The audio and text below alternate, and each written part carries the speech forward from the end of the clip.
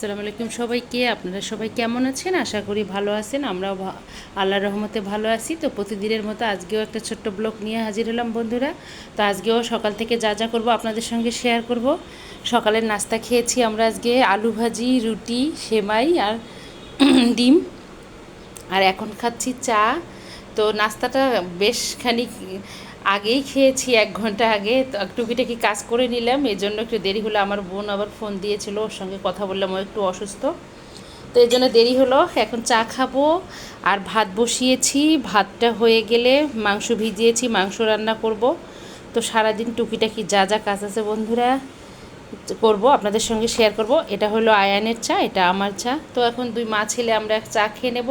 আর চা খেয়ে ভাতটা হয়ে গেলে নামিয়ে রেখে আয়ানকে আবার পড়তে বসাবো, কারণ ওর হোমওয়ার্কগুলো কমপ্লিট করতে হবে। আর 1 পেজ আছে, করলেই শেষ। তো চাটা খেয়ে আবারও আসতেছি বন্ধুরা, সঙ্গেই থাকুন। কাজ সেরে নিলাম, আয়ানকে লেখাপড়া শেষ করাইলাম, ওকে একটু ভাত খাওয়াই দিলাম। এখন আমি দুপুরের রান্না বসাই দিলাম বন্ধুরা। তো এখানে মাংস নিয়েছি, মাংসটা আজকে হাতে মেখে সুন্দর করে রান্না করে নেব। তো হাতে মাখা মশলা দিয়ে, একদম কাটা মশলা দিয়ে রান্না করে নেব মাংসটা। তো মাংসটা বসিয়ে দেবো এখন। মাংসটা বসিয়ে দিয়েছি। মাংসটা হচ্ছে, কালকে ওর বাবা অফিস থেকে আসার সময় নিয়ে আসছে পেঁয়াজ। তো বুঝতেছি না এতগুলো পেঁয়াজ কি কেউ আনে? এই এতগুলো পেঁয়াজ আমি কি করব? এভাবে নেটে রেখে দেব, না ঝুড়ি আমার স্টোর রুমে আছে,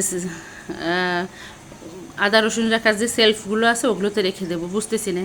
এভাবে কি ভালো থাকবে? পেঁয়াজটা অনেক ভালো একদম।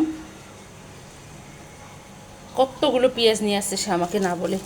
এভাবে থাকলেই মনে হয় ভালো থাকবে। নেট তো, এটা বাতাস ঢুকবে। কি করব বুঝতেছি না। 20 কেজি নিয়ে আসছে, আমাকে বলতেছে। অনেক বড় বস্তাটা, ক্যামেরায় কতটুকু আসতেছে জানি না।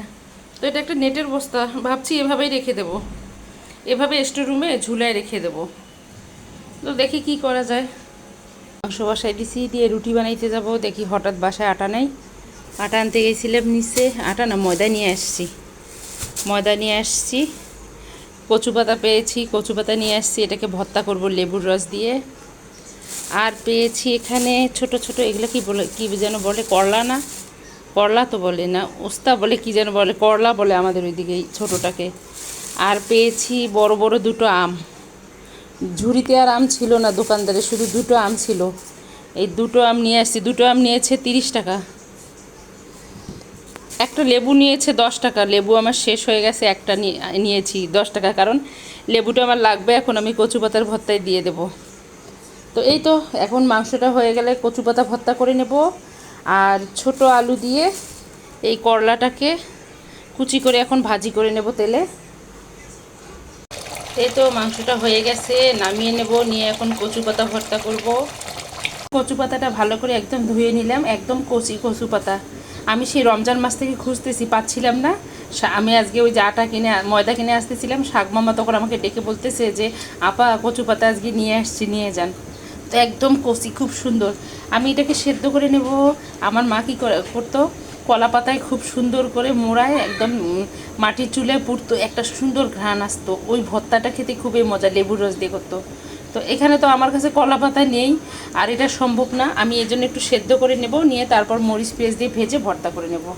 তো এখন আমি এটা বসিয়ে দেবো। পর আমার 2টো পছন্দের জিনিস পেয়েছি, একটা হলো কচু শাক আর একটা হলো এটা করলা। তো এই করলাটা আমি ছোট আলু দিয়ে কুচি করে ভাজি করব। এটা আমার খুবই প্রিয়, গরম ভাতের সাথে খেতে দারুণ লাগে। তো এখন আমি কেটে নেব, কেটে নিয়ে এটাকে ভাজি করব। ততক্ষণে ওদিকে কচু পাতাটা সেদ্ধ হয়ে যাক। এই যে আমি কচু পাতাটা সেদ্ধ করে নিয়েছি, আর এখানে আমি শুকনো মরিচ দিয়েছি। এখন দেব সরিষার তেল। তো এটার মধ্যে কচু পাতাটাকে ভর্তা করে নেব। শুকনো মরিচটা হয়ে গেছে, আমি এখন পেঁয়াজ দিয়ে দেব। পেঁয়াজ দিয়েছি, আমি একটু দিয়ে দেব রসুন। তো আপনারা কিভাবে খান আমাকে কমেন্টে জানাবেন, কারণ আমি সাদামাটাভাবে যেভাবে পারি কোনো রকমে ভর্তা করে খাই। তো আমি এভাবেই ভর্তা করি। আর বাড়িতে গেলে আমার মায়ের হাতের খাই পোড়া কচু পাতার ভর্তাটা। তো এটা ভাজা হয়ে গেলে আমি কচু পাতাটা দিয়ে দেব, আর একটু ভাজা হয়ে যাক। ভাজা হয়ে গেছে, আমি এখন কচু পাতাটা দিয়ে দেব।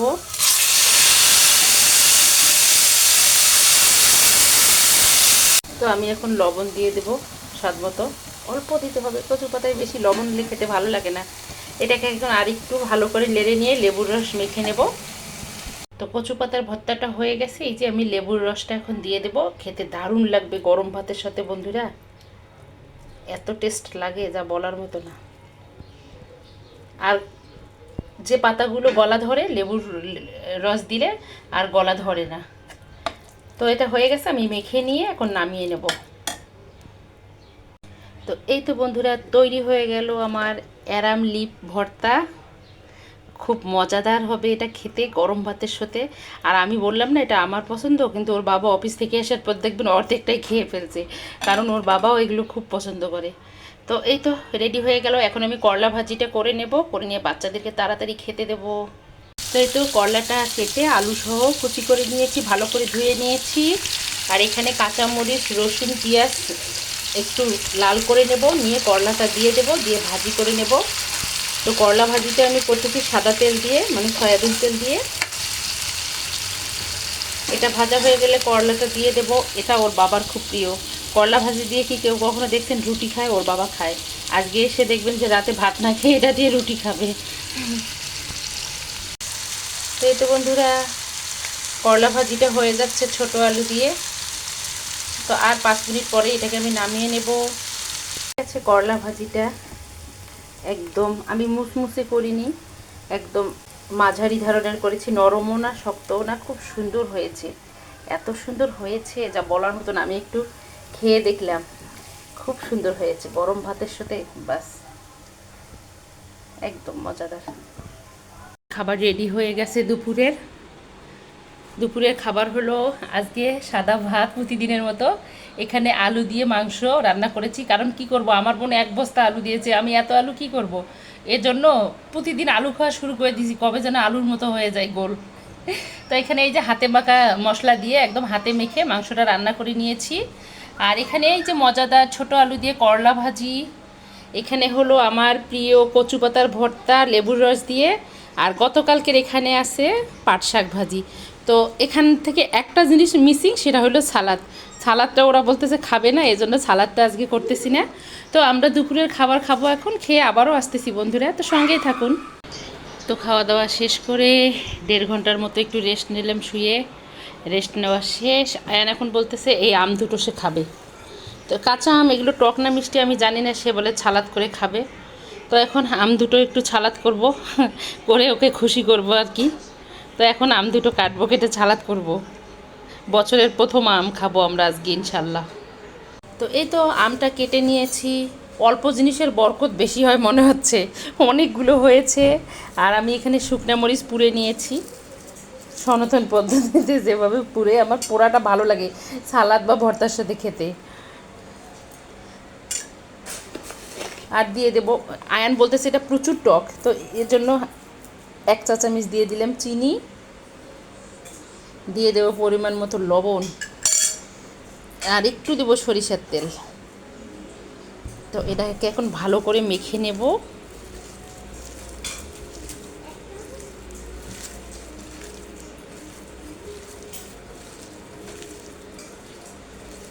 তো আমার তো দেখে এখনই জিভে জল আসতেছে।